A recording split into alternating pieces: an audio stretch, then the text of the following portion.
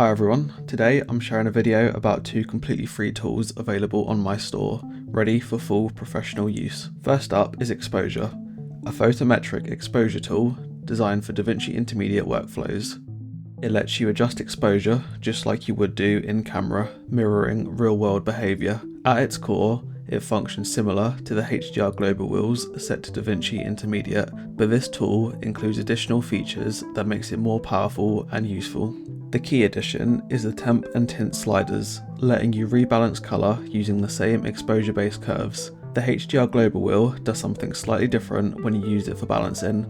I'm not exactly sure what the underlying mathematical operation is, but it seems to round trip you into another colour space, and personally, I'm not a huge fan of the results. Here's an example of the HDR global wheel's colour balance applied to a hue sweep.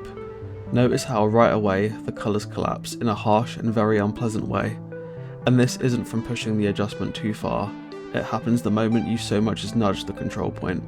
Now the counter argument might be that a hue sweep at maximum saturation isn't realistic, and doesn't reflect colours you typically see in real life. So let's look at a real world case, a music gig with coloured stage lighting. As you can see, the HDR global wheel still tears those real life colours apart. By comparison, the Exposure DCTL handles them far more gracefully, preserving the richness and smoothness of the colours. Another simple feature is the curve overlay. If you've ever felt unsure about what an exposure adjustment actually does to an image, this makes it crystal clear. The curve visualises the process. Your black point remains fixed, smoothly curving up into a linear ascent. This simplicity is why exposure is often preferred over something like offset, which moves the pure black point, something that doesn't happen in the real world. Light doesn't go negative, it just fades to black. Exposure keeps that logic intact, helping you create results that more accurately reflect real-world lighting conditions. And finally, the heat map feature gives you a powerful visual overlay that highlights exposure zones relative to middle grey. It's like a false colour monitor, helpful for spotting mismatches across shots or dialing in a desired look. A built-in key explains exactly what each colour means in terms of exposure, great both for learning and precision work. It's also worth noting that the heat map overlay is just a guide, not a target you have to lock onto. The sweet spot zone runs from half a stop under middle grey to one stop over, which is generally where skin tones look their most optimal for exposure. But exposure doesn't always need to be ideal. Sometimes creative intent calls for breaking that rule, so don't feel tied to what that reading says. Trust what feels right for your scene. The heat map is simply there to show you where your exposure sits in relation to that standard. The second tool is Crosstalk, an automated, intuitive take on the RGB mixer.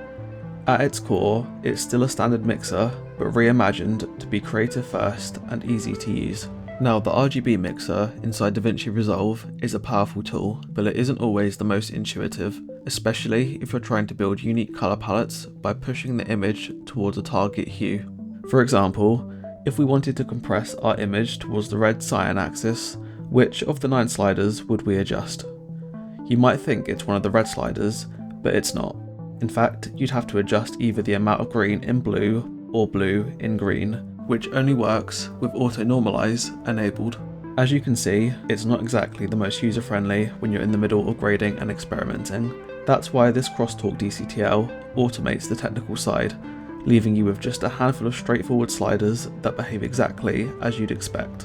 Let's say again you want to compress your palette along the red cyan axis. Instead of manually adjusting matrix values, you just use the red slider, push it in one direction or the other, and the image shifts accordingly. The same applies for green, magenta, and blue, yellow axes, each handled by their own dedicated sliders.